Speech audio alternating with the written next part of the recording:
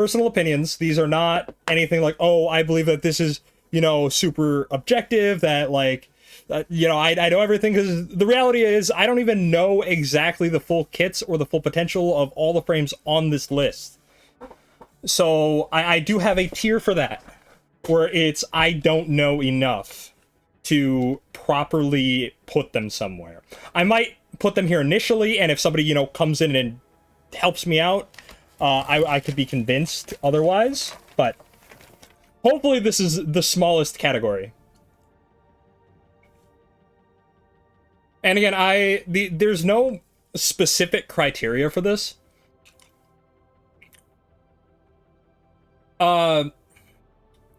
It's generally just how effective they are at what they do, what their kit does.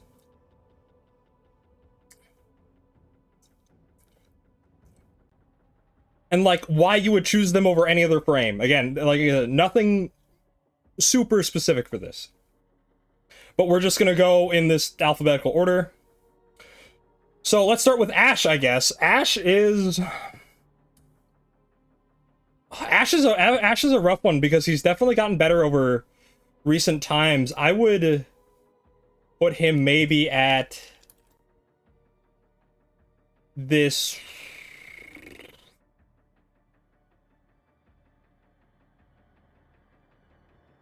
Ooh, that's a tough one. Because I think that his damage output is exceptional. He has a lot of, like, very useful tools in his kit. He just has, you know, a couple issues that kind of pull him back, I would say.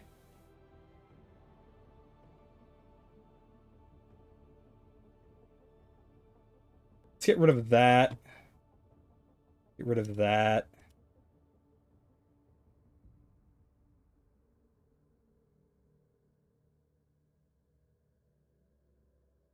Let's organize this tier list a little bit first.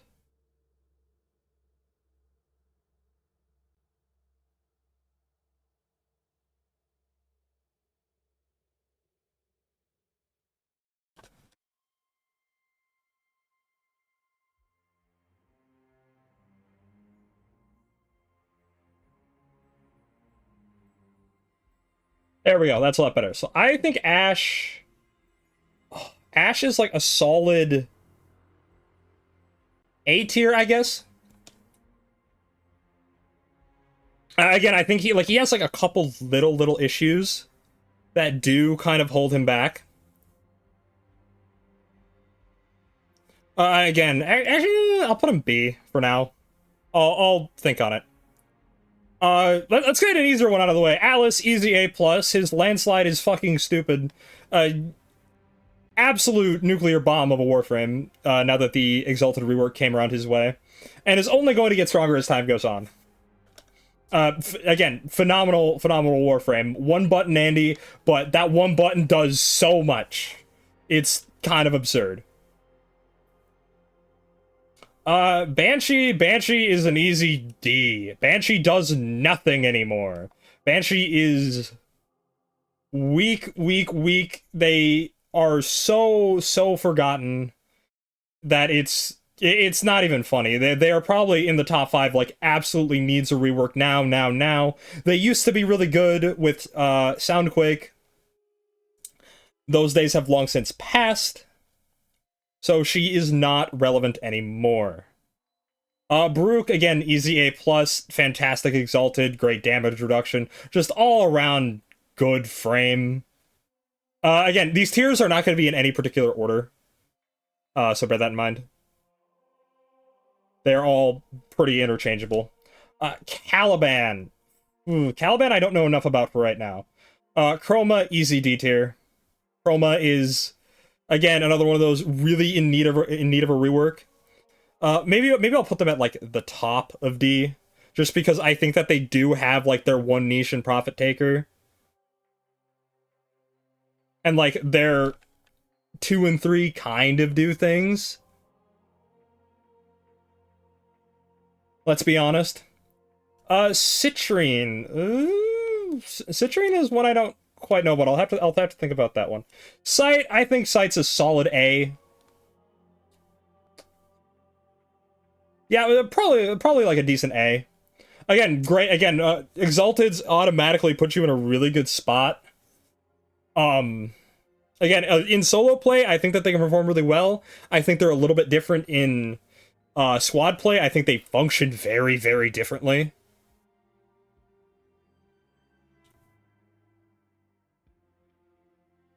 Yeah, again, yeah, funny wall hacks. Um, again, their sniper is very powerful, easily clears large groups, especially if they're bunched up. I think he'd be a lot better if he had a grouping tool of some kind. But again, even without that, I think he's got a really generally solid kit. Nothing I can criticize too bad except his survivability, and even then, he has invisibility, he's got shield gating, he's probably fine. C tier, Dagath. Dagath is...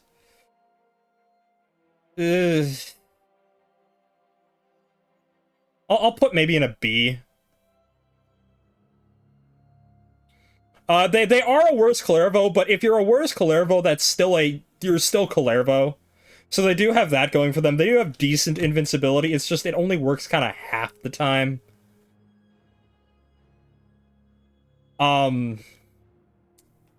Not much more to say about that. I think again they do have a couple funny builds that might work that use I think your 4 to nuke rooms, but that's still very far between.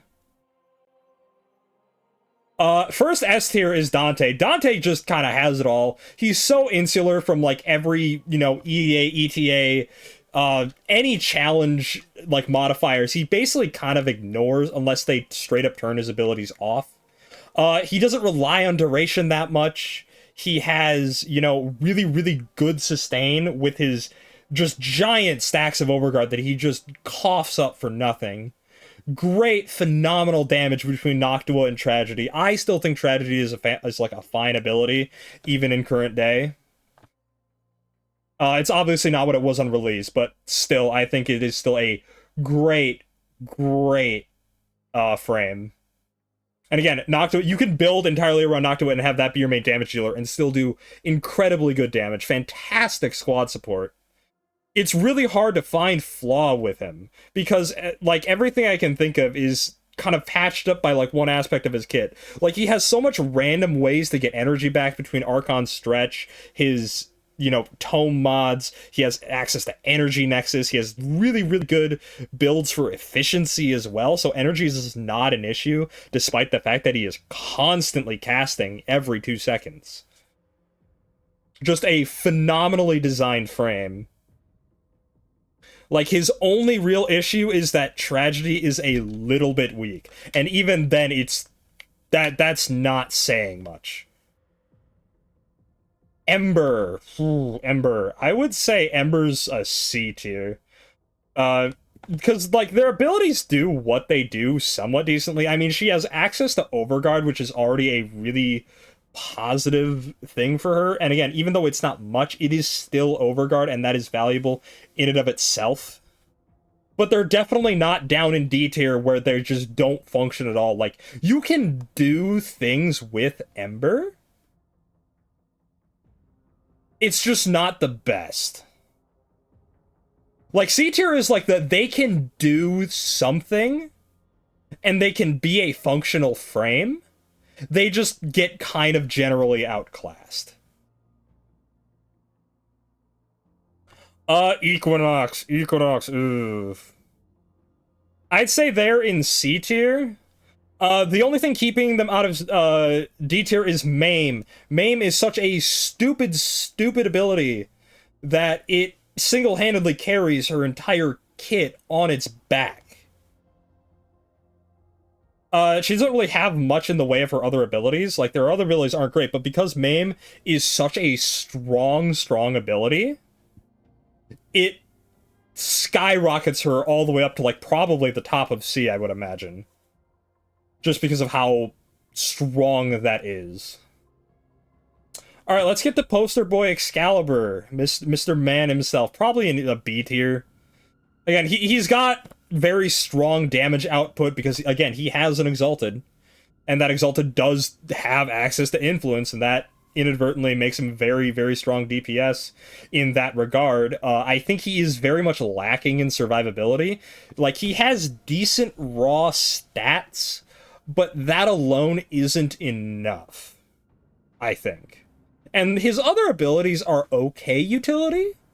They're not the worst thing in the world. You know, a large blind is fine. Just not much of a place for it in modern Warframe. Slash dash being a mobility tool and also having combo and, you know, working with your 4. That's also very relevant. Let's go with Frost. Frost is an interesting one. I think that Frost is probably, again, a very strong B. Mainly because, again, he's kind of got Atlas syndrome where he's one button Andy. He presses Avalanche. Avalanche is an insane ability. Massive CC, massive armor strip, completely wipes everything, gives you a ton of overguard, and can deal very decent damage in and of itself. And this isn't even mentioning, you know, a bunch of his augments that help him, mainly Biting Frost, giving him a ton of crit after he uses Avalanche. I think that he's almost there. Again, Frost Bubble is still decent. Snow Globe is like still a decent defensive ability. Could be a little bit better. His 2 is absolute dog shit. Probably one of the worst abilities in the game, if I'm honest. His 1 is alright. It does have an augment that lets you imbue frost and stuff. He also, you know, can use it to pop his own snow globes if he wants to for extra damage, so there is like a little bit of synergy there, but again, he is mainly pressing Avalanche constantly, and Avalanche is such a busted ability that it keeps him in B tier. Like, if it wasn't for Avalanche, he would probably be like if Avalanche wasn't as good as it was, he'd be like low C, maybe even D. Like, he would need a rework.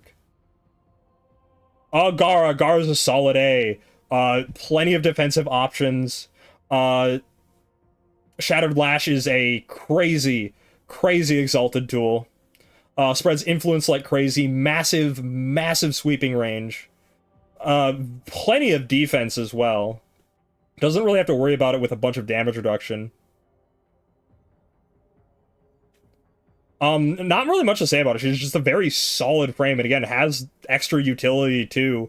Her augment being able to heal defensive targets, as well as defending them with her 4 if she wants to do that. Infinitely scaling damage. You know what? I'd honestly say she's probably an A. Probably A+, easily. Again, up there with the, I have a really good Exalted and my other abilities are kind of good. Well, Atlas isn't that, but because his Exalted is so strong that it doesn't matter. Because he's invincible when casting it. Garuda. Ooh. Garuda, I would put... That's a tough one. So Garuda does have some really good strengths. She does have, like, no issues with energy economy at all, innately. Her ability to blow up rooms with 1 is really great. Her 4 isn't terrible.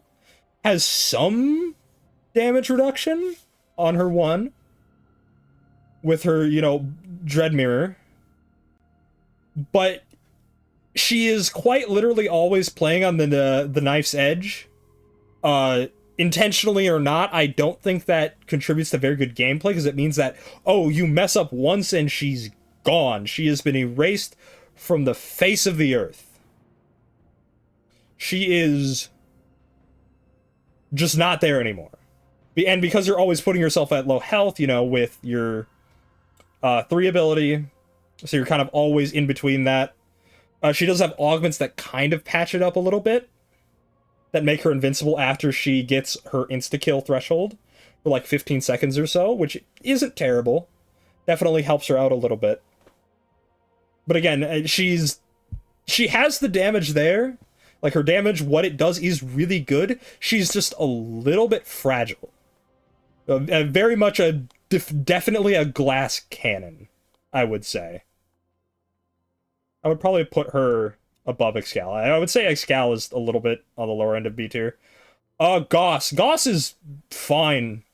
Again, kinetic plating's great. Thermal Sunder, one of the best subsumes in the game for a reason, is a fantastic ability.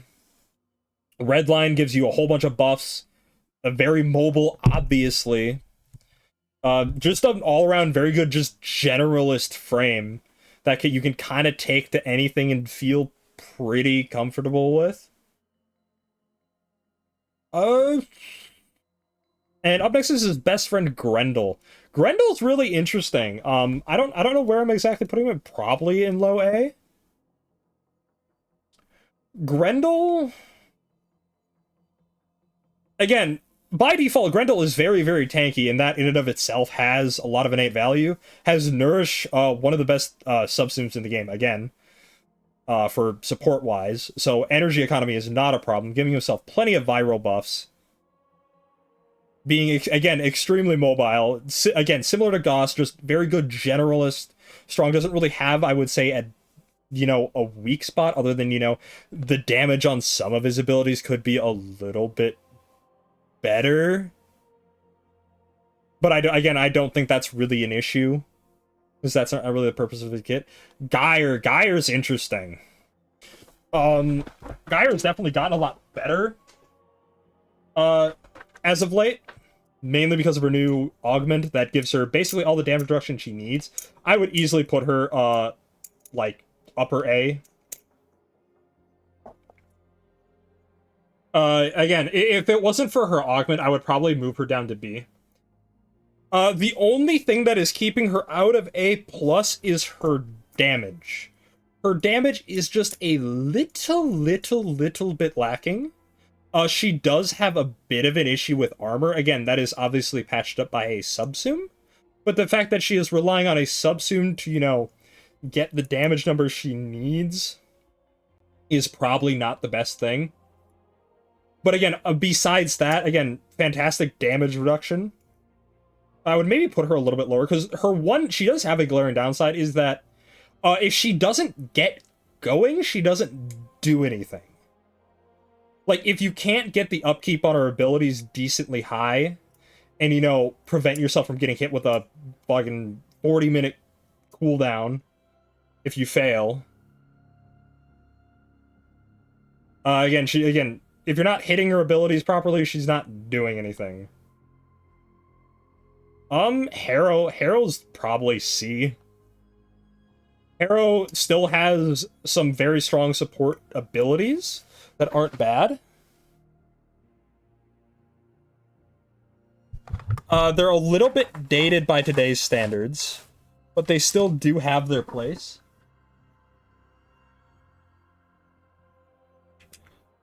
Again, squad-wide invincibility is nothing to sleep on. And being able to make builds where you can spam any given subsume and have your energy immediately refunded.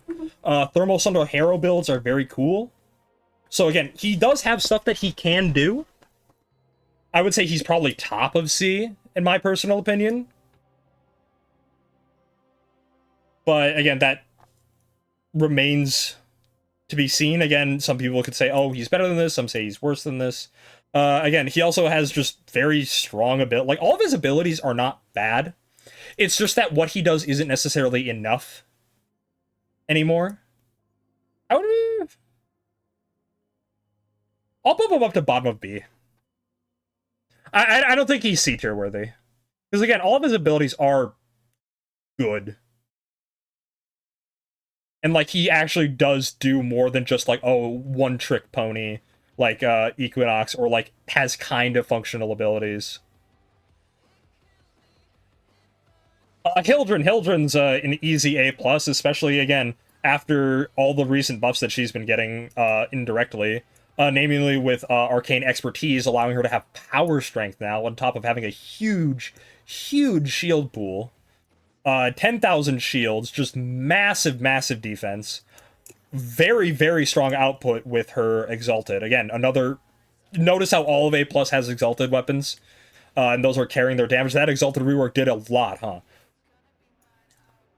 I don't think there's a lot to say about her. Again, being able to, like, very large Weeping armor strips if you need to do that. She also has other options. You can build her for large range and instead use her as a very strong crowd control. I think that a lot of people sleep on range Hildren. because of how strong the stun is. Basically, what you do if you are range children, you sit in forward and you essentially become a mobile Vauban bastion that doesn't have an enemy limit. And is actually pretty decent at keeping an area locked down tight. Again, I think a lot of people sleep on her for stuff like interception or something.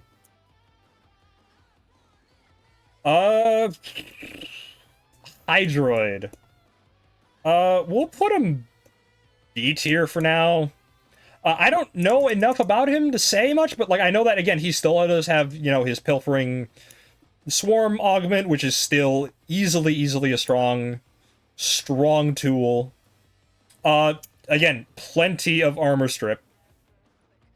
That's no problem for him. I know he has decent enough damage ramp up, I just don't think he does quite enough currently, and also lacks a decent survivability tool, I would imagine. Because, to my knowledge, none of his abilities really protect him very well. At least in any meaningful way.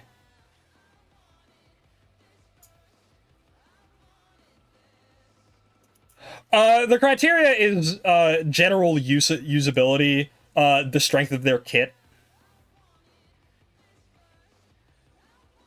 Argue for Chroma. Argue for Chroma. I'm curious. Why do you think he deserves to not be bottom tier? I would say he's one of the most in need of a rework frames right now.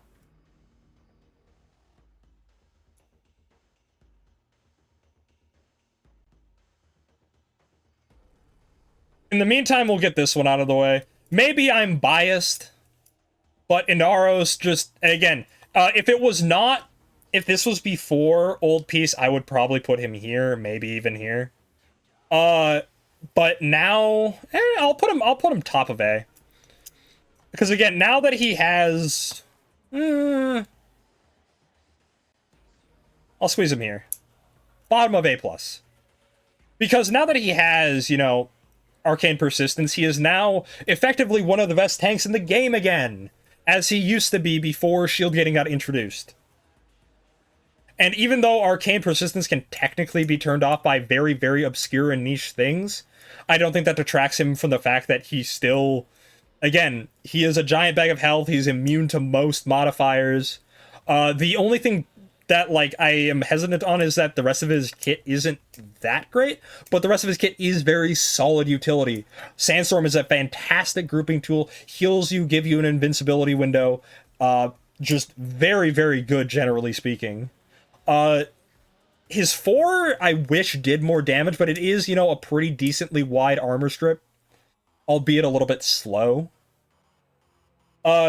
Scarab armor is fine, gives him armor. Status immunity, again, helps his tanking. Not much to say about that.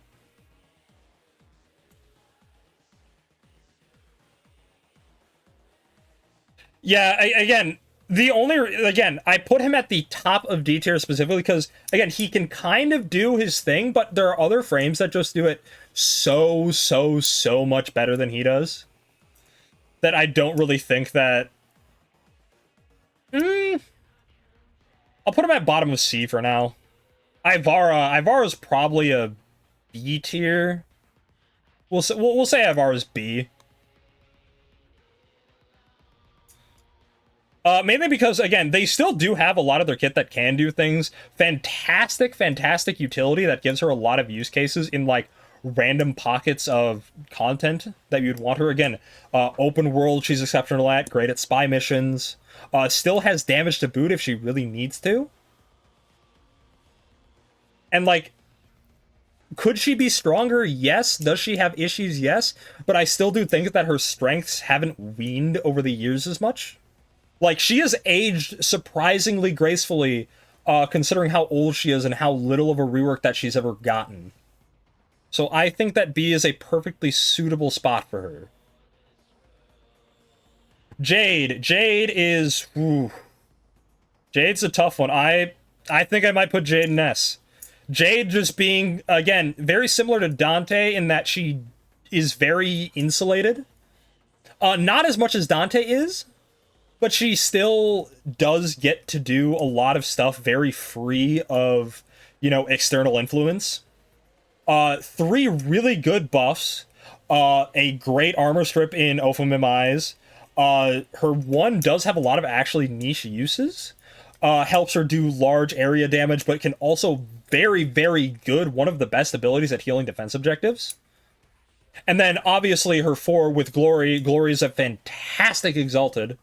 And Glory also being where what you're doing most of the time, being in her four, gives her phenomenal damage reduction in the form of Aviator and Aerodynamic, and also having an innate 50% damage reduction on top of adaptation if you're stacking that far, and a really good base shield amount. I think that, again, she's just a very great all-rounder, kind of master of all trades, so to speak.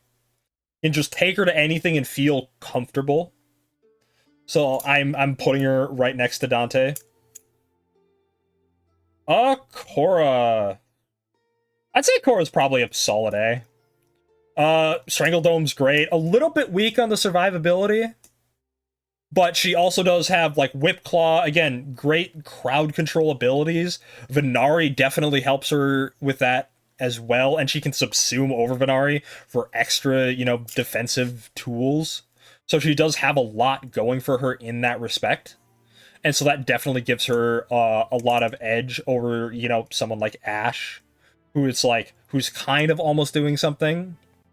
But again, having, you know, a melee exalted, access to influence. Probably the only thing keeping her out of A+ is having, like, really, really good defensive options like Atlas does, where Atlas, you know, has really good raw stats, and he's invincible when casting Landslide. You know, Gara has her 3 in whatever that thing is where she breaks the glass around her. It gives her 90% damage reduction for no reason.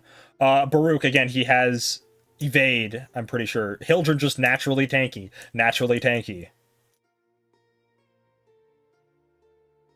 I don't think energy economy is that bad for her at all, actually. I think, like, once you get her going, you just have to build her properly. And she shouldn't have any issues at all. Again, a single purple shard goes a long way. As long as you're not building negative efficiency or duration, you shouldn't have an issue.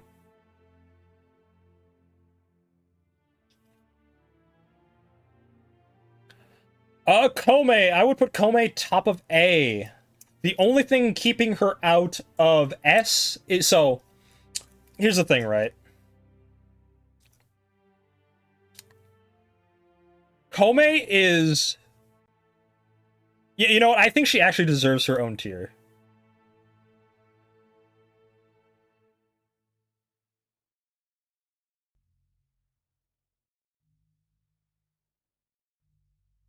Because Kome is a weird one. Kome is one of the best frames in the game, in theory. She is Mrs. Potential, what we'll call her. Yeah, I think Mrs. Potential is probably the best way to explain her, in that if she hits all of her decrees well enough, she has insane weapon buffs, ridiculous survivability, the ability to just clean rooms out like nobody's business. She has so many just disgusting tools at her disposal if she hits her decrees. Again, big if. Without her decrees, she is very weak, and if she doesn't hit the good ones soon enough, she definitely struggles a little bit. Which is why it's really, really hard to rank her, because her potential is so high. But her average is like she averages like an A or a B, but her potential is like S+. It's a very weird one to rank here. What's not weird to rank is Clervo. Clervo's a very solid A. One of the few up here who doesn't have it exalted, but he buffs melee so hard that it just, you can take whatever with him and it turns it into a stick of doom. Great survivability with his 2, can be built on absolute poverty numbers and still perform very, very effectively. Again, fairly insular, I would say. Just needs a decent stick to hold.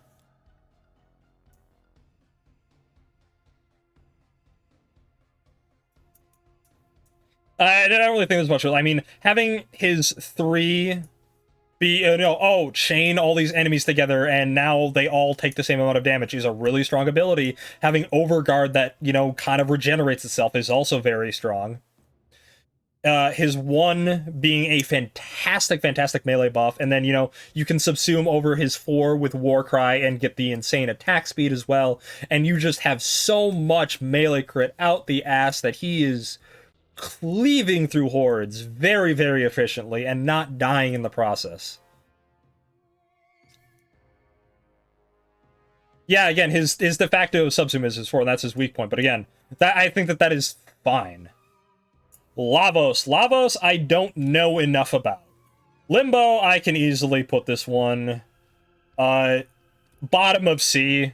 That's bias, because I think he can do things. I think he's not as bad as people credit him to be, because his abilities all still are good and do things. But the problem with Limbo is that all of his abilities are basically the same ability, just controlling different aspects of it. What he really needs is he needs the ability to, have some of his stuff on, like, a tri-wheel toggle and, like, get rid of 2 of his abilities, essentially. Like, have, like, Banish, Stasis, and, like, have his 1, 2, and 3 on a tri-wheel toggle, and then give him 2 new abilities, and he's fantastic. Because realistically, you could. But again, his large form crowd control is still nothing to be slept on. He has Rift Torrent, and then he obviously has, like, the crown jewel of being able to, really, really abuse whatever damage subsumes are thrown his way. But again, it's so much work for so little output, and you really, really have to be dedicated to make him work. But, again, I think that what he can do does keep him out of D, because he doesn't do nothing. Loki, ooh. I would put him C tier, because all of his abilities still work. He does still have decent survivability. It's just that he does the stealth thing. He has survivability with his, switch teleport augment. That's all he really does. He can get a lot of decent, invisibility buffs and, like, utilize that and be a decent melee frame. But again, why are you doing that when Clervo literally exists? It is what it is. Mag, I would say, is probably a low A, high B. I think Mag is starting to show her age. I know there are some people who can really, really make her work and really make her go, and she does have builds that do that. And for that reason, I'm putting her in A. But I think for most people, she's realistically a B. Like, she's kind of a gatekeeper. Between the 2 tiers, I would imagine. I'll put her in B, honestly. And the more I think about it, the more I'm like, B is probably better. Because when you compare it to these other B tiers, I think she belongs there. Easy one, we don't even need to talk about this, Mesa. I mean, it's Mesa. She has 5 Gorillion damage for 90% damage reduction, has easy subsume slots for whatever the hell you could possibly need on her. Again, just damage for absolutely no reason.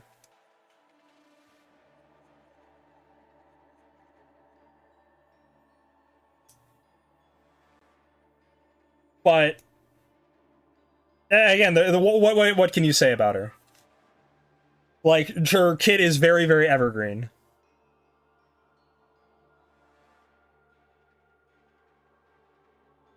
Yeah, Lavos in a B tier. My experience, I'd put Lavos in B. He's really solid jack of all trades. He's a base armor and health. His entire kit is pretty strong, and he has benefit of not needing to upkeep anything, so his playstyle is reactionary. The downside is that he's slow pretty much no matter what. Yeah, that sounds about right. Like, decent tank, has some pretty good, buffing abilities. He's just got a little bit of clunkiness that probably keeps him out of A. I think that's fine. Makes her lose her aura. Yeah, but again, just functionally speaking, Mesa's just easy A+. Easy A+, probably S, I would say. I think the only thing I would say that keeps her away from S is that she has 2 abilities that are, like, only okay. and like don't do enough really.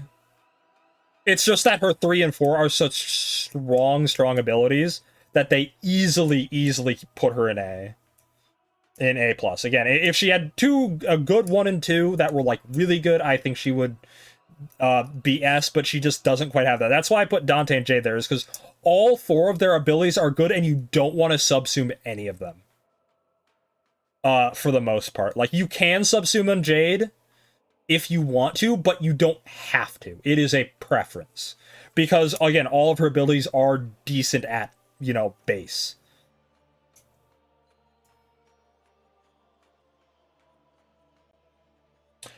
Mirage. Mirage, I still think does Mirage things. She still has some decent survivability.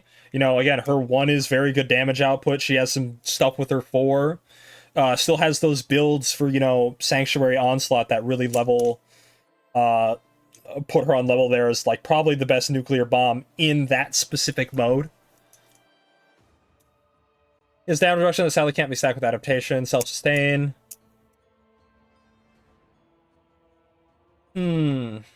Caliban. Yeah, his downside, not stacking with adaptation, yeah. I would honestly put him in B, because I think the one thing that he is missing is that he is missing a bit in the damage department, I feel. Like, he's not doing, like, really, like, power numbers.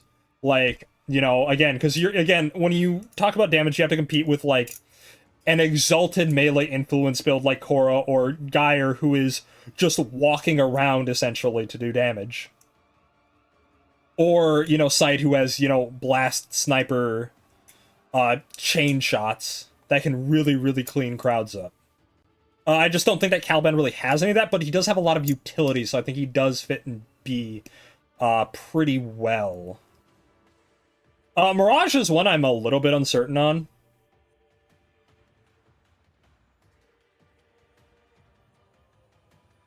Yeah, he's very high B. I would say high B.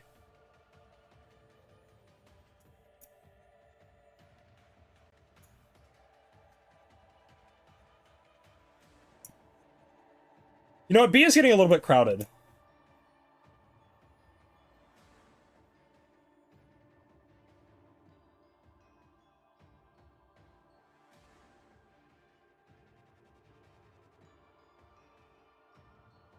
We'll put that U and B plus. Who else can go in B plus? Probably U.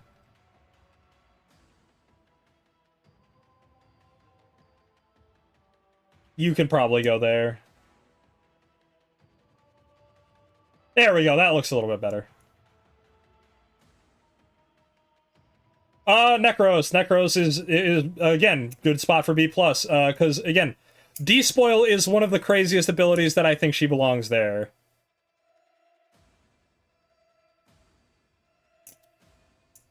But yeah, again, we're not sure where to put her. I think that's why we have a B plus tier now, because I think that really does help place certain frames better.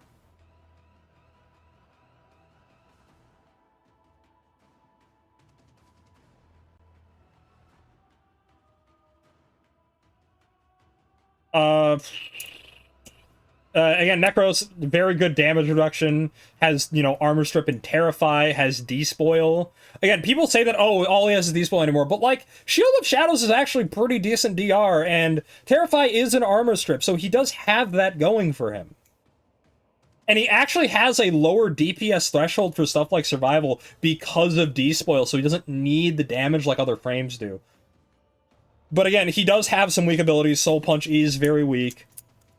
And again, Terrify, while it is an armor strip, is a little bit janky, I would say.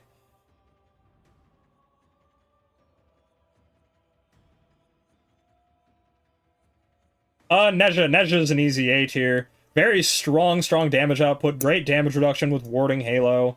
Has a lot of... honestly, I might put him A+. Just very strong kit all around. Has a lot of really powerful things you can do with his kit. Again, with his Javelin augment, and, you know, Pyrotechnics having some jank with him that can just really clean maps hard. And again, also very good mobility as well due to his, you know, slippery passive. That's where I'd put that. Nidus. Oh, Nidus. Nidus has it fucking rough, man. Nidus has it rough. He theoretically got a lot better with... I don't know, I'd put him here, I guess. He theoretically got a lot better with persistence, but it just isn't enough. Because realistically, at the end of the day, his damage isn't quite there. He needs an armor strip. His one is so unreasonably clunky. It really should just be an Exalted or something, or at least let him spam cast it. I would maybe put him a little bit up here, because again, the more I think about, like, it is still decent, but it's just not quite enough these days. Like, he's just decrepit. I think that he would go way up if you just got, like, some polish and spit shine. Like, they made his one a lot more fluid. They, you know, changed a couple, like, little aspects about his kit. But those, like, it's so many little things that just kind of hold him back. Like, having too many augments that he kind of really wants. Again, he has a solid survivability and, like, can do damage, but again, Inaros just kind of does the survivability thing a lot better than he does, being, you know, a bag of health. And he just, instead of having damage, he just trades that for strong utility. Noko. Noko, I think, is an A tier. I'm pretty sure. His kit can do a lot. He's got really great buffs. He's got fantastic survivability with his 3, and not being able to be killed in a way that matters.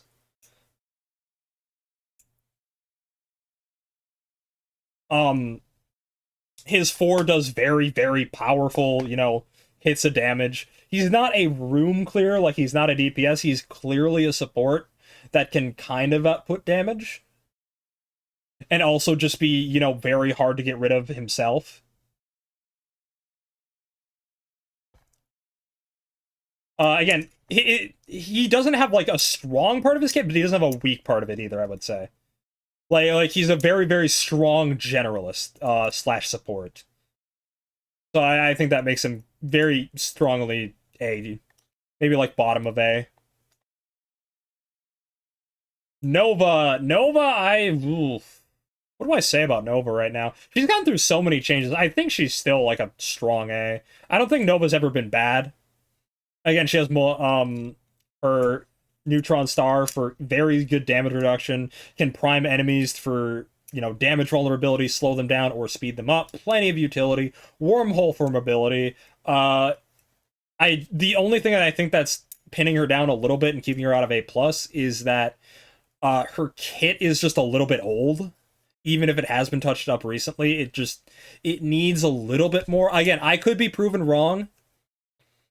I think that she could be A+ if somebody were to prove to me that she is, or give me strong arguments. Like, I'd be willing to move her up to A+. Yeah, again, from what I'm aware of, like, the one thing that probably would have kept her in A+ is been nerfed significantly, antimatter drop. I don't know if that, like, how good that still is. But we can move on to another S tier. Nyx is a phenomenal frame. She would have been D tier, you know, maybe only a year or two ago, but she is so good. Her invincibility in her 4 is unparalleled. Phenomenally unparalleled. On top of that, she also manages to have armor strip with her psychic bolt if she wants it. Very strong damage output, even after Blood Altar Nyx got gutted.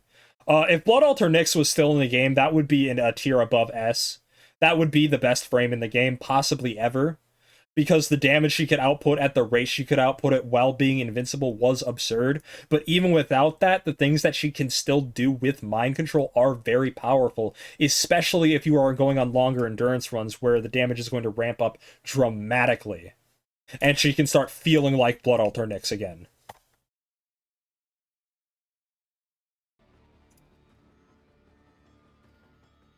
Again, she does have her problems with mobility, but I don't think that's that big of an issue. There's so many workarounds for it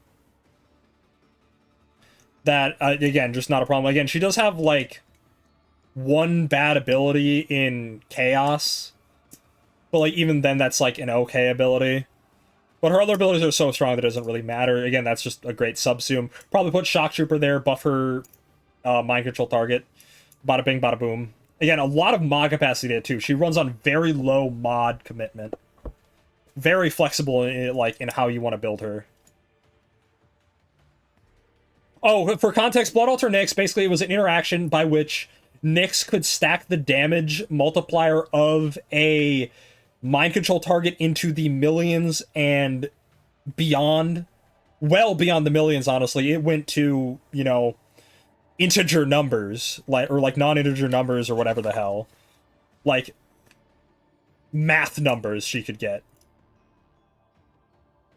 And basically, when that enemy shot something else once, it would take assimilate up to damage cap. So every time your mind control target shot an enemy, she had a damage cap nuke that covers like a 50-meter no line of sight room. It's a lot like, imagine if Uriel could just cast his 4 whenever he wanted. That's what Blood Altar Nyx was.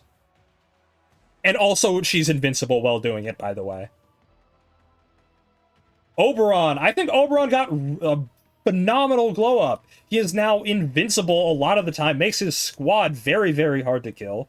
His damage improved significantly. He still has good things with his with Smite Infusion if you want to do that. Smite is also a strong ability in and of itself. A lot of his issues with his kit are fixed now. He's a great support these days. I think the only thing wrong with him is that he doesn't do, like, he's so hilariously outclassed by the fact that Dante exists that, you know, why would you pick him over Dante if you're trying to keep your team alive? But if you're not playing Dante, he's probably the next best thing to keep your team there.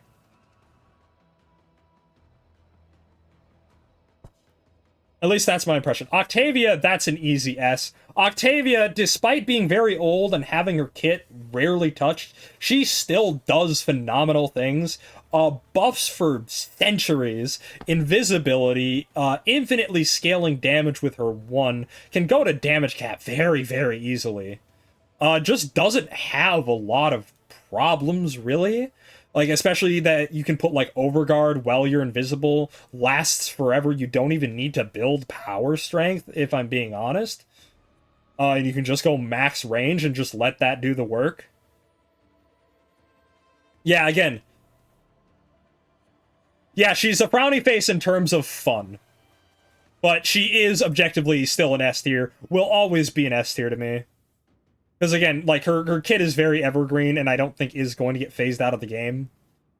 Just because of, like, again, she's very flexible in what she can do. Again, not only is she doing this for herself, she does it for the entire squad as well in terms of buffs. Like, I do think that if people were to, like, truly sweat tryhard at this game, it would probably be people coordinating around an Octavia. Like, her commanding a symphony of players, essentially. And, like, that would be probably... She would probably be part of, like, the strongest setup in the game, I can only imagine. Like, if you're just trying to, like, oh, do damage cap type stuff. Like, she's up there. Araxia. Ooh. Araxia's a B. She's, like, decently tanky, but doesn't have the healing or armor to back it, so she can't really make a lot of good use of persistence. Although she does have a shield gate, so that does help her, and recasting her 4 immediately heals her back to full, if you didn't know. Her damage is pretty strong. The buffs that her 4 does give her are great. Solid weapons platform. It's just that, like, she does good things, they're just not quite good enough. She's probably one of those frames that is going to get fixed by a random augment that becomes mandatory in her kit.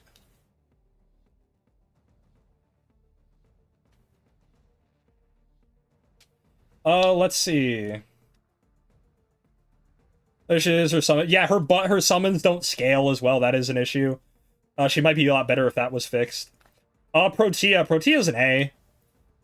I don't know if I'd put her exactly A plus. She has a lot of really strong utility, does have the damage. Like, she is kind of there.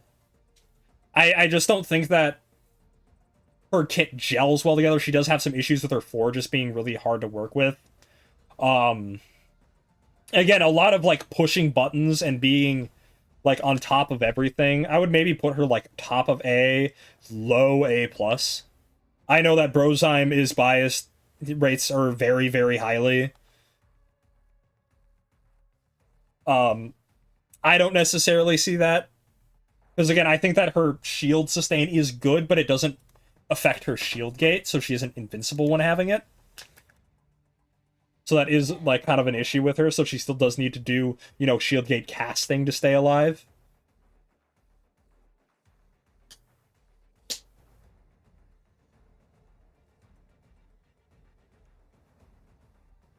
But yeah, again, she is just, like... I don't know, it feels like something's lacking from her kit. And maybe that's just my inexperience with the frame. But, like, I have played her, and I do have a decently built one. It's just, I don't necessarily enjoy her. And she's a lot of, like, being active and, like, making sure everything stays up. Does have a lot of ways to build.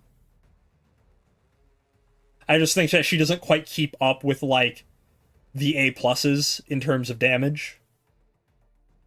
And, like, doesn't quite have the survivability that she should. Here's an interesting one. One button Andy in A is Corvex. Mainly because he got that augment that basically makes him... He's like a better version of Frost, where his 4 kind of does everything for him.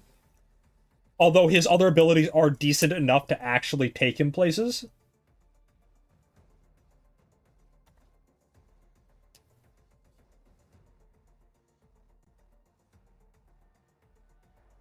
Now, actually, I'll probably put Grendel in B+, now that I think about it. I don't know, he just kind of doesn't, like, feel that strong compared to everyone else up here. I'll maybe put Caliban here, too. Or watching you might send their agents after you. Yeah, Corvex Mafia, whatever. No, I like Corvex. Again, I just think that he is a little bit shy. Again, the mobility in his 4 really does hurt. That does kind of pin him down a little bit. And the fact that he still does lack, like, a strong innate armor strip does hurt him. And the fact that his 3 is, like, really, really redundant now that he's invincible most of the time due to being in his 4. I think that his 3 is kind of shitty. Like, up there for one of the worst abilities. Like, it's good in what it does, but compared to other abilities like it, it's very, very lacking. Because all it is status, immunity, and, like, nothing else. And when you're invincible, that doesn't really matter.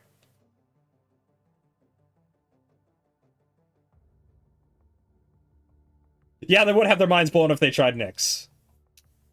Nyx is just Corvex if they were better. The only thing that, like, Nyx is lacking is that she's a little bit weak in the mid game, but again, she has weapons that can easily supplement her damage just fine. Like, just give her good weapons and she can easily supplement her own damage. And also, she has, you know, interactions with Moa if you give her Shock Trooper. Like, Summoner's Wrath is great on her. Mainly because her companions are always going to be invincible, so they draw fire as well. I would say Nyx is probably one of the weakest S tiers right now. From, like, what we have up there. Here's gonna be a controversial take. I think that Revenant's, like, A tier. Like, low A. Again, is Mesmer skin really good? Yes. Does the rest of his kit kind of do things? Yes. But I don't think that makes him that great. It's just...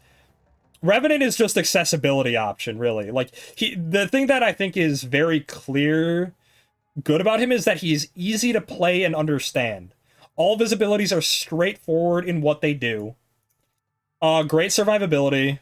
His 4 is strong. His 4 is very strong. I won't deny that. I think my one problem with his 4 is that it destroys his energy. especially if you're maxing out his mesmer skin. His 4 just eats through his energy pool so fast. And I think that really is kind of a detriment to him.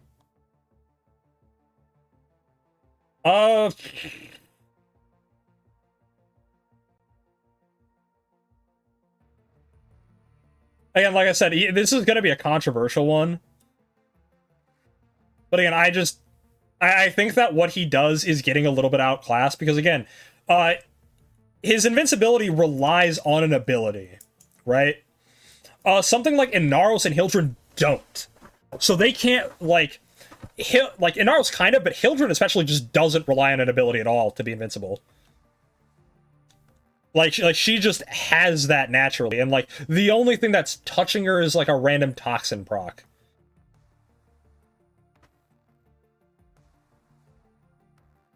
But I digress. And again, Inaros is like technically kind of an ability and can kind of lose to the same things that Revenant does, but it's so few and far between that I just think that he has the stronger tanking ability over Revenant. Again, that might be my bias.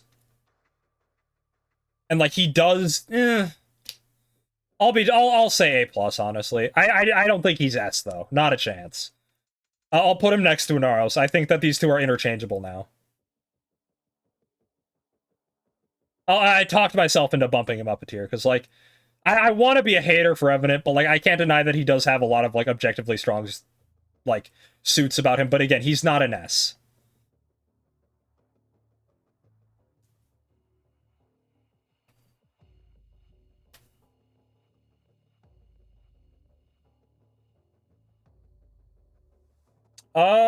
Ooh, here's a fun one. Rhino. Rhino's interesting. I think he's a solid B+. I think, like, Roar is a great ability. Iron Skin is a great ability. His other two abilities do absolutely nothing. And that really does detriment him. And again, he is so hilariously outclassed by Dante. Dante kind of mogs a lot of people, honestly. Like, I really do think that people sleep on Dante's, you know, tools that he has. Because he's so flexible, he's so insular. He just ignorant to any, like, really thing that is thrown at him most of the time. Again, the only time that he's, like, really bad is if he gets one of those EDAs or ETAs that, like, makes it, oh, you have to kill 50 enemies before casting your abilities. But other than that, I would say he's one of the best frames currently.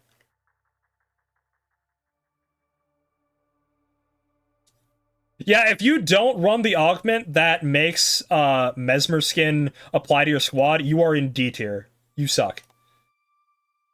Sayrn, ooh, this is a fun one. Sayrn's really fun. Because the thing is that I think that she's fallen off a little bit recently, but I think she's still a solid A.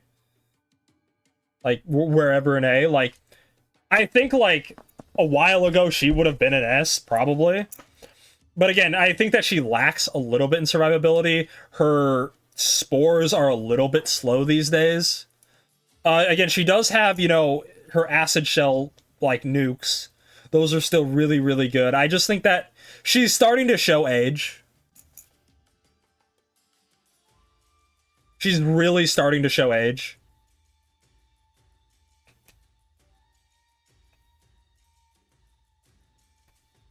Yeah, again, great weapons platform. Great weapons platform does that very, very well. It's like, but it's kind of weird that, like, the best thing about her kit then isn't the best thing about her kit now. And it shows you how, like, that her spores have kind of fallen off a little bit in terms of damage.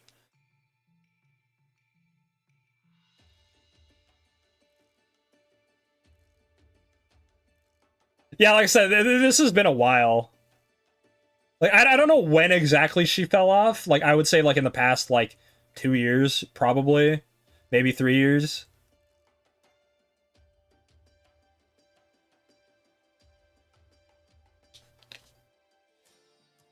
Also, I'm thinking about it right now. I think that Noko is like a B+.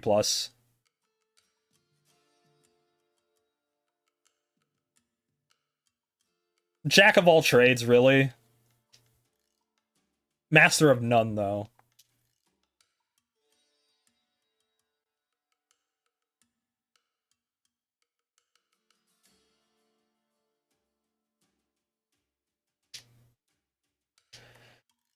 Is anyone else I want to move around right now? Is the better EXP nuker? Yeah, that's the thing. But the problem is that, like, Mirage's kit is, I think, a little bit shakier. Like, she does have a couple issues here and there that do detriment her.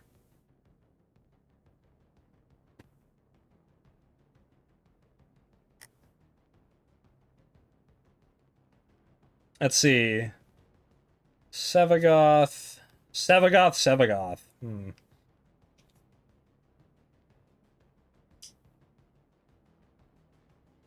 I suppose Araxia's image is really blurry for no reason. Sevagoth. I'll put you in A. I think he's got really strong nuking ability. He's got flexibility with his shadow. I think that people really underrate his shadow, being both an influence, merchant, and also, having great grouping. Like, his shadow can do a lot of work in itself. But again, he also has his, like, 1-2 nukes. Again, I think that his only real issue is survivability, but, like, that's kind of weird because his passive makes that less of an issue.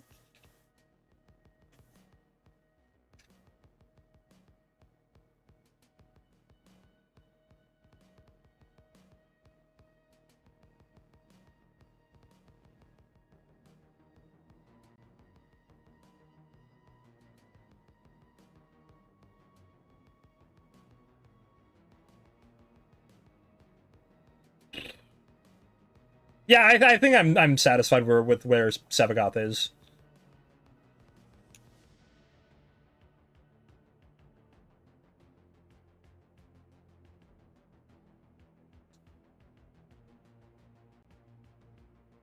Styanax. I think Styanax is like a B. I think he's got some decent stuff. Like, he's got really good overguard support for his team. He's got some decent buffs that he can give them. But, like, and again, he's very solid generalist. Like, I would say he's definitely, like, almost a better Excalibur in some ways, just minus having an Exalted. Yeah, required augment Andy. That's a good way to put it. Damage isn't terrible. Again, I just think he could be a little bit better.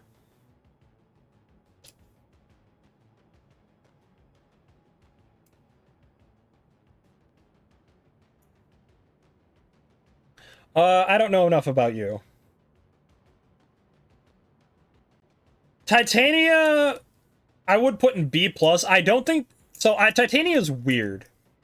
Because in certain events and stuff, like, there's a lot of times where, like, events will come up and she is, like, an A plus S for, like, those events specifically.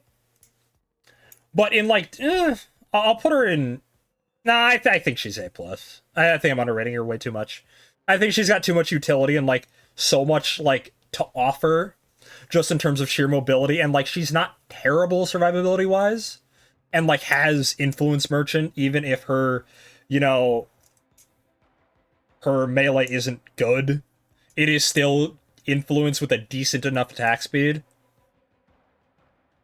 But again, she also has, thermal sunder nuking at lower level. Very great for that. But beyond that, and again, her exalted guns are very strong in and of themselves. Do plenty of damage. And I'll put her in A. I'll put her in A. Because, I do think her damage is a little bit shoddy. And she's just, like, not quite survivable enough. Like, just somewhere here.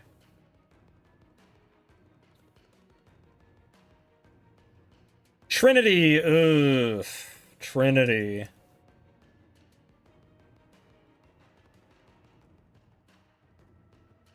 Because the problem with Trinity is that, like, in theory, her abilities do things. But the problem is that if a Warframe is losing health and losing shields, like that's not a good thing. Like, and a lot of times they have self-sufficiency built in regardless. That's why Dante is such a good support, is because he's managing his own separate health bar for his own teammates. Like, he gives them a health bar that he then micromanages for them. Whereas Trinity is just managing their existing stats, which are usually already covered. And, like, she does have, again, the niche for Eidolons. That's why I don't have her in D.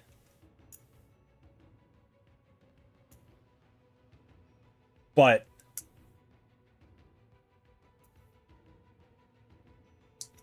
I don't know, it is what it is.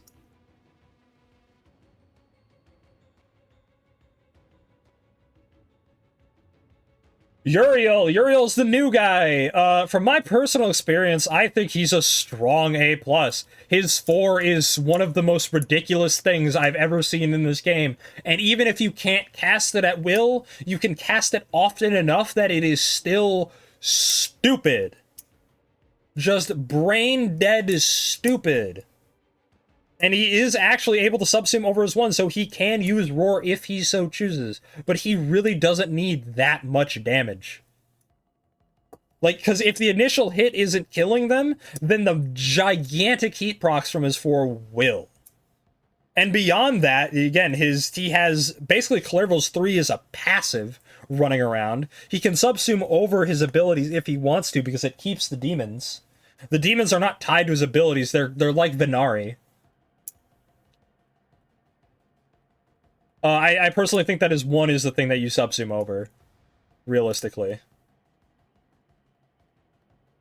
That can be a survivability or whatever you really need for him, because that's his only, like, really weak area, but again, that's very easily patched up, and, like, it's not even that bad to begin with, is survivability, because he doesn't really have any innate damage reduction, but he heals so often and gets a lot of invincibility windows between his 1 and his 4, or no, his 2 and his 4, excuse me, that I think it kind of makes up for that. And again, you can put Kome's Omikuji over him.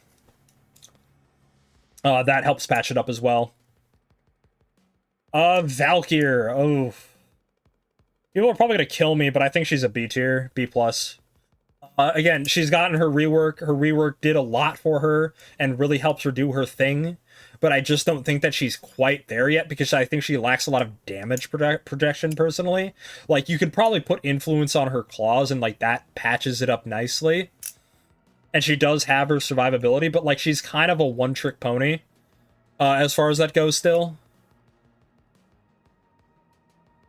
Oh, over his 3, excuse me, yeah. My apologies.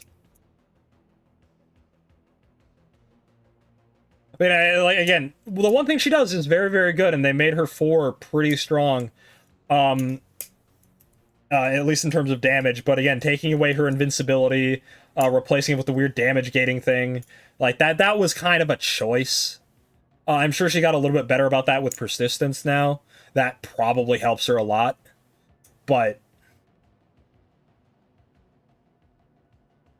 again, one of the other thing that you really have that's, like, really, really helpful is her 4. And, like, Warcry is obviously still great. But I don't know.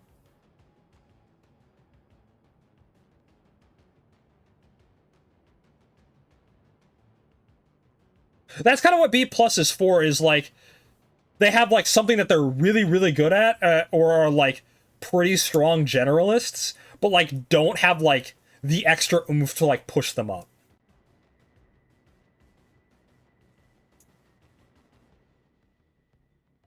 Oh, Vauban. Vauban is D tier right now, because while he has decent crowd control, that's all he has. No survivability, no damage. Half of his kit is fucking dysfunctional. The only thing that keeps him from creating his own tier is the fact that Vortex is still really good. And, like, Bastille is not terrible either, but you're probably using Vortex.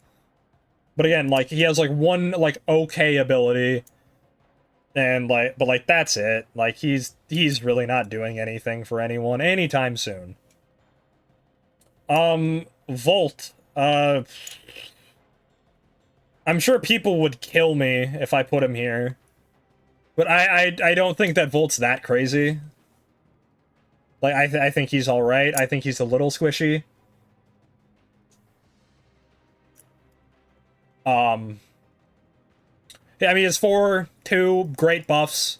Like lots of, like, weapons platform. Again, decent generalist, just not quite good enough. And, like, has a bunch of decent niches. Great for Eidolons. I think he's still, like, one of the best frames for Eidolons. I'm not entirely sure. Don't quote me on that. But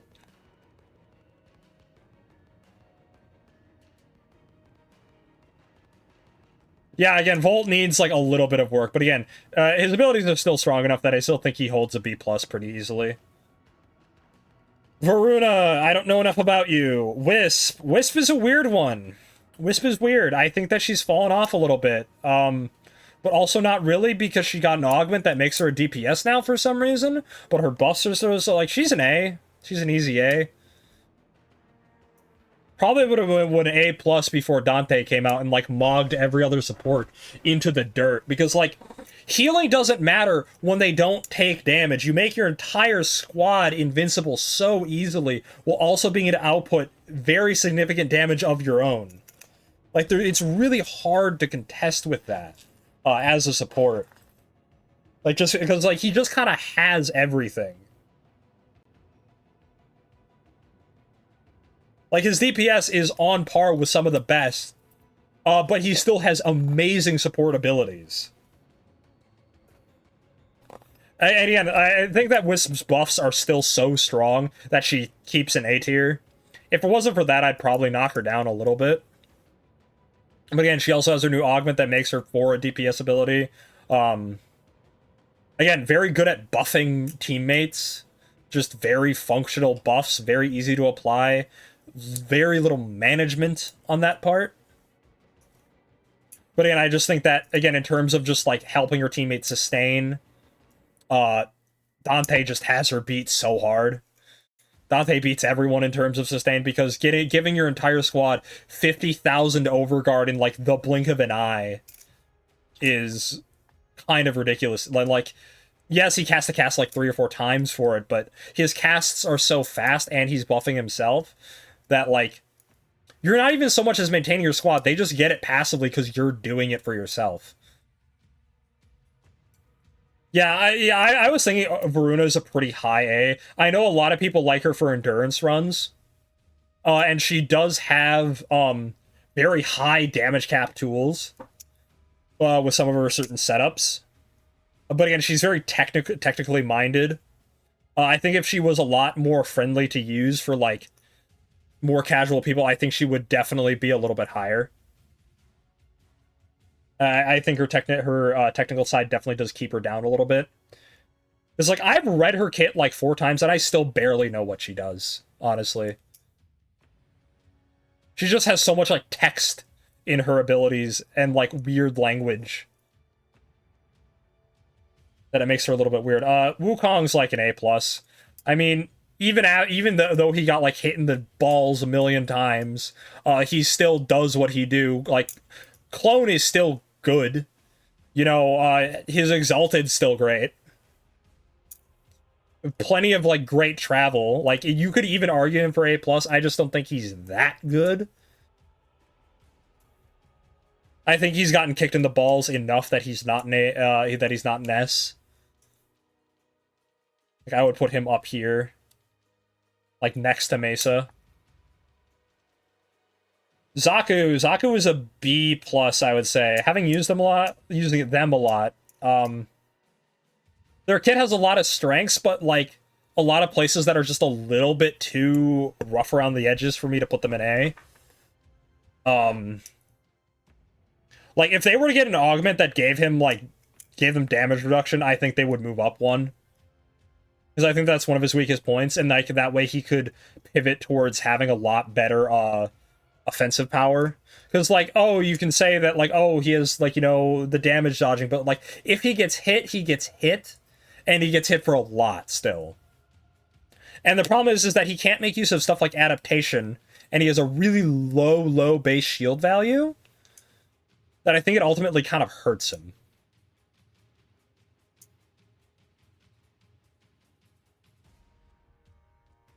Ureli's a B. Ureli's always had a struggle. Again, I think she does do some stuff decently. Like, she's not terrible in that respect.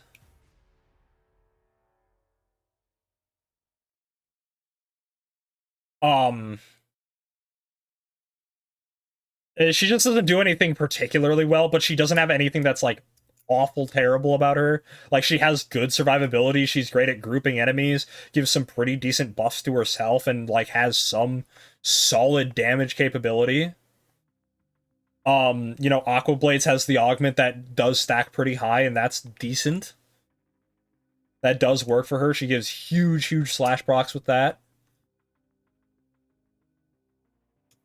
But again, she just falls short a little bit.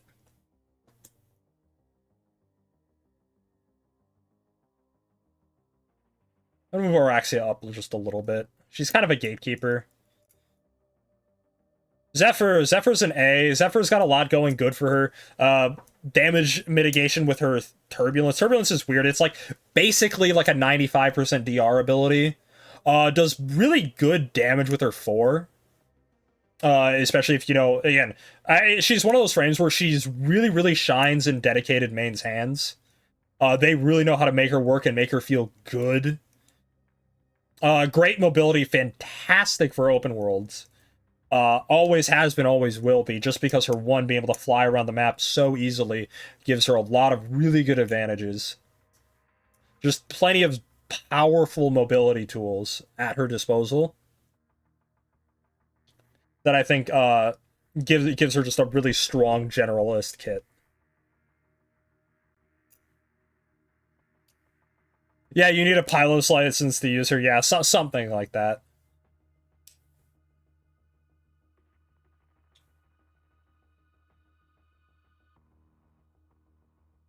Like, I could make an argument that that what's keeping her out of A plus is that she does have some jankiness to her. Yeah, 3 is like kind of a stronger version of Shatter Shield. Yeah.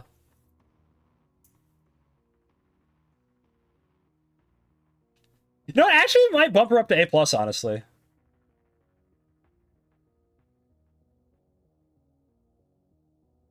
Like, frankly, you know what? I think I'm actually gonna put Uriel in S.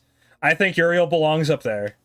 Uriel's crazy. Like, his 4 is just such a ridiculous ability that and like the rest of his kit isn't bad enough either, but like his kit is very much built around casting his 4 as often as possible. And like a room wide nuke, like that's that strong. It is basically Blood Altar Nyx, but much more controlled.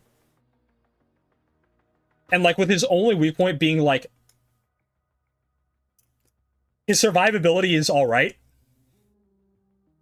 but realistically is fine.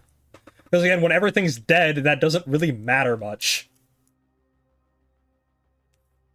Yeah, no, I think I'm pretty confident about Uriel and S. Yeah, government approved Blood Altar Nyx, essentially. That's what he feels like, is that they took, like, the concept of Blood Altar Nyx of, like, oh, this big nuke that can just, like, level the entire tile. And with no line of sight checks, by the way, on his 4, for some reason. Like, why was that a thing? And, like, he can cast it often enough to where it's very relevant. And like by the time you want to cast it again, there's this downtime where like he nukes so thoroughly that it takes a while for enemies to catch back up to him on the current tile that he's on, in like a survival instance, for example. So like realistically, he's rebuilding his 4 by the time that he gets good crowds going again.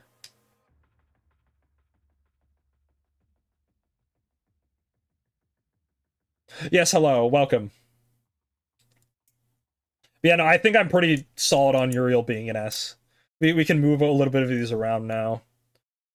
I'm pretty confident about S tier.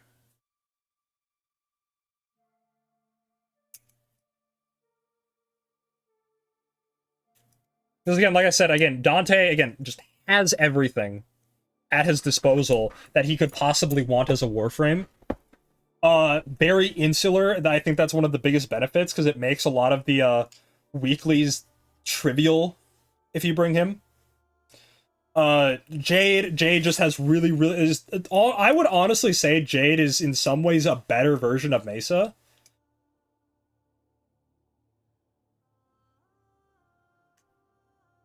Like, I know that that's a really hot take, but okay, so my logic for this is that Mesa has higher damage than Jade. Mesa's damage is crazy. Crazy stupid. But that is, like, her one advantage over Jade. Jade has better damage reduction, fantastic energy economy, can buff the rest of her squad on top of it. And, like, even if Glory is technically worse, it is still strong enough that, like, it doesn't matter because both Glory and Mesa's 4 are overkill as is.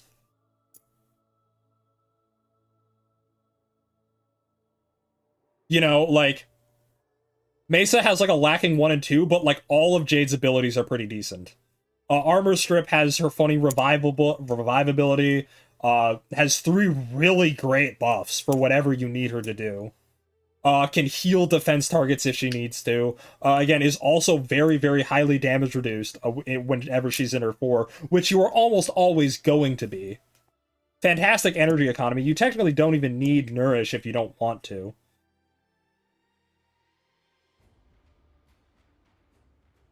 Like, again, like I said, I think a lot of people are going to throw stones at my house, but I think I am honestly right that Jade is kind of a better Mesa now. And, like, on top of that, Jade is also very mobile, whereas Mesa has to be in her weird 4, even with her augment, and has to, like, roll around awkwardly. Jade can just fly around so freely.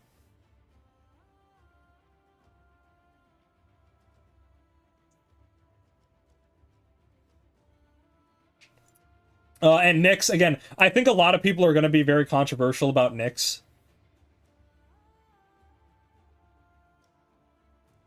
Like, this might be my personal bias. Yeah, Mesa is very self-centered in what she does for herself, but Jade does it better for her team. But I think that the team aspect has a lot more value. Because like I said, when I say that I think Mesa's main advantage is that she has much higher damage potential, that is her only advantage over Jade in my head. Like, Mesa is at the top of A+ firmly. S if you really want to argue.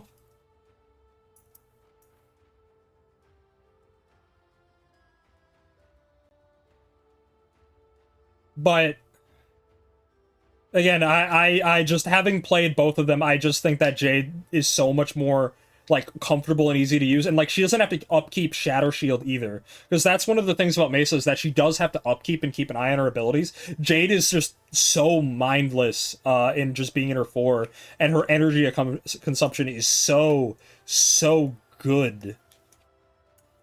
And not to mention that Jade also has, like, much larger nuking capabilities, with her 1 just being able to cast it over a large area and then ult firing, and that usually clears out a crowd.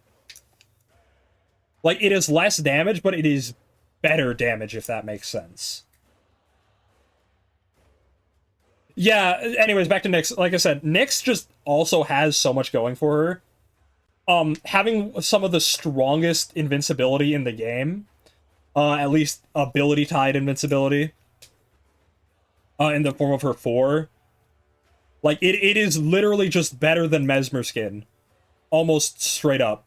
Her damage scaling is incredible when you use her in tandem with her mind control target, and buffing the mind control target, and then once you get to, like, level, like, 300 and beyond, then she really starts to shine, and she starts to feel like old Blood Altar Nyx, because, so for those of you who don't know, enemy damage wildly outscales their health. So when an enemy is having, like, doing millions of damage, but still has the same health as when they were a level 180, that enemy is giving me enough damage in Assimilate to nuke the entire room into orbit. I have a video about Nyx, actually. It's one of the first videos I uploaded, Warframe related. You can guys go check that out if you guys don't believe me when I say that I think that Nyx truly is an S tier. And like again, she also has on top of that, she has great utility with psychic bolts. Again, invincibility on top of that.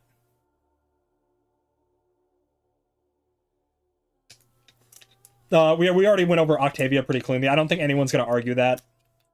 I think Octavia is kind of an evergreen, you know, top tier.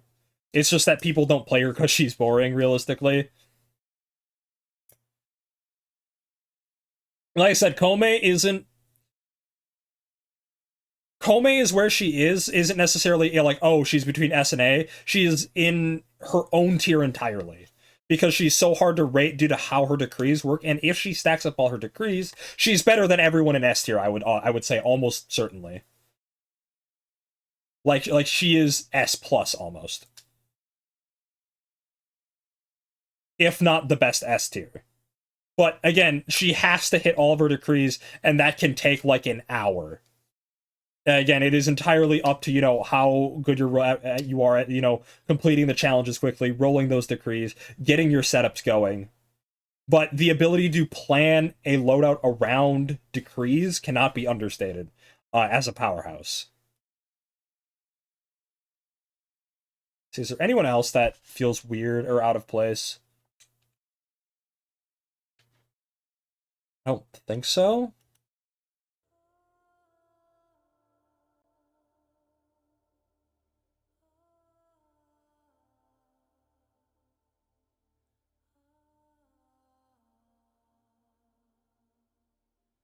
Oh yeah, we do have Citrine and uh Temple to talk about. Temple's weird. I don't know enough. I heard that they have a really good Exalted. I would maybe like put them in like B plus. From like what I know about them, like that's where I would throw them honestly. Again, Citrine's super weird. I don't know what people do with this frame. Have we done Stalker for the laugh? If he was on the, if Stalker was on the list, I would put him in like. That's actually a tough one. I would probably put him in like B plus A actually. Like his kit is not bad. Like if you could mod his 4 properly, his 4 is ridiculous.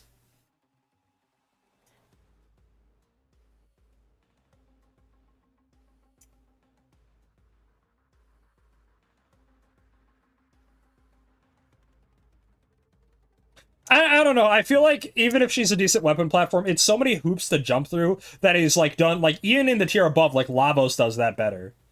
You know? Yeah, we gotta figure out Citrine here, because I just don't play like any higher is too biased. Well, we'll give me an argument for Trinity.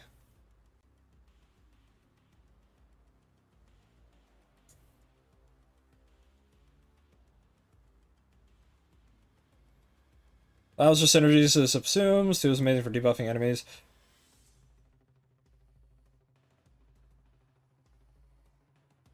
But yeah, again, don't they have like almost like no self-sustain though? Aren't they like a little bit squishy? I don't know. I'm just not buying Temple propaganda.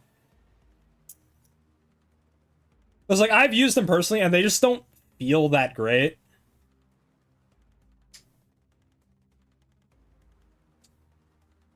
Their 3 is basically Uriel 3.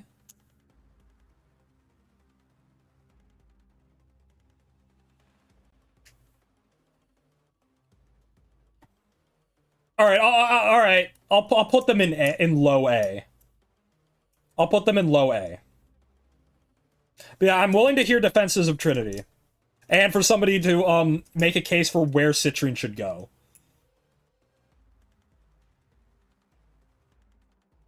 Because I just don't know anything about Citrine or what their kit really honestly does.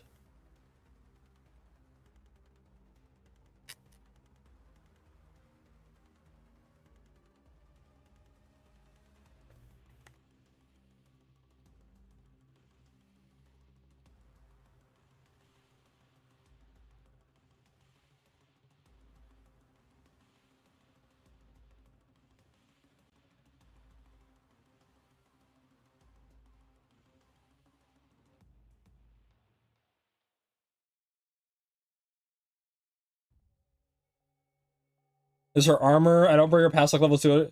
Yeah, again, if she's squishy. That's the thing though, is that she can't scale.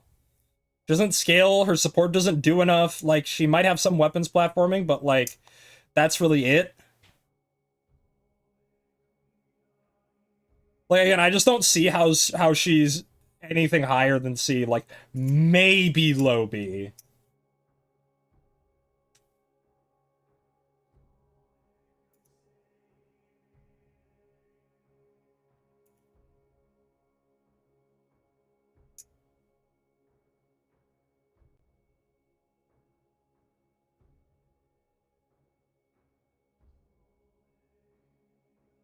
Also, now that I think about it, I'll put Mesa in S.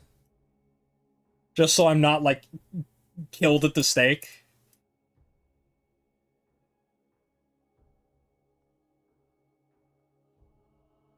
Because, like, being basically Jade, but again, is still being Jade. So I'll give them that wiggle room.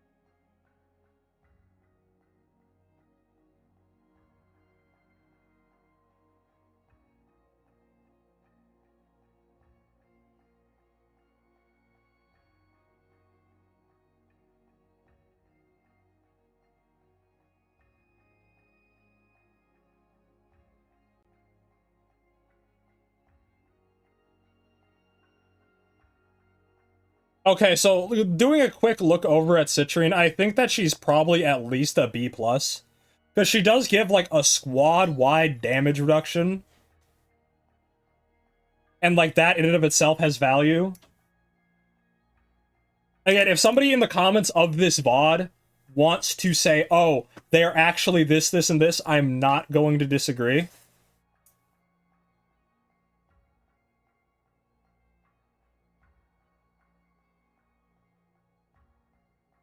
Like, Zephyr around here.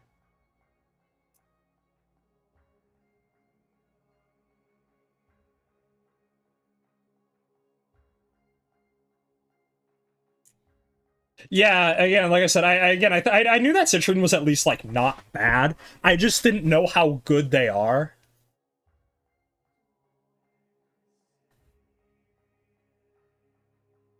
Was kind of my thing.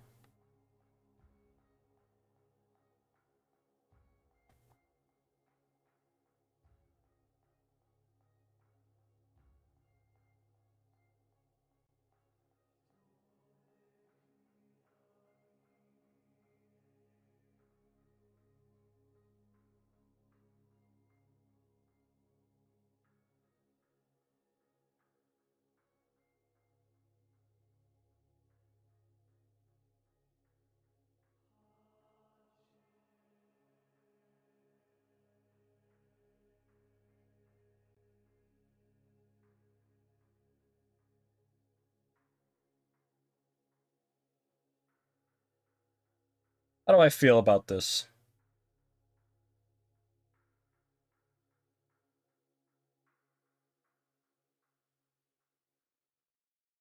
Is her farm? Yeah, her farm's pretty bad, but like that's not really a factor here. If we're talking about farms, Noko is all the way in like Mega D. I hate you tier.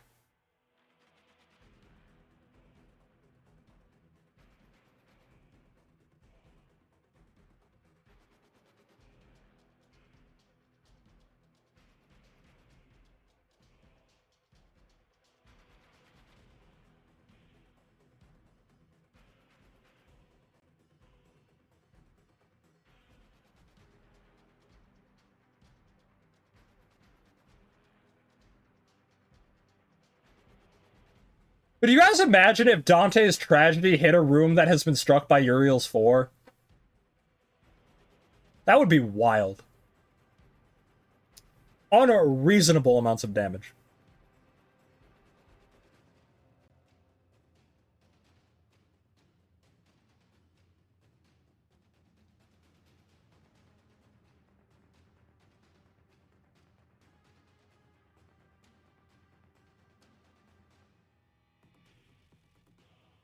I think I'm satisfied with this. Yeah, this will obviously be going up on YouTube, so people can yell at me in the comments for, oh, you put my main in B tier when they're clearly an A or whatever. Like, again, feel free to crucify me. I'm not saying you should take this as gospel, but these are my personal experiences, how I feel the frames function. The only things that I'm going to be insistent on are probably S tier. Like, the ones that are in S tier, I think, are firmly in S tier in some objective way.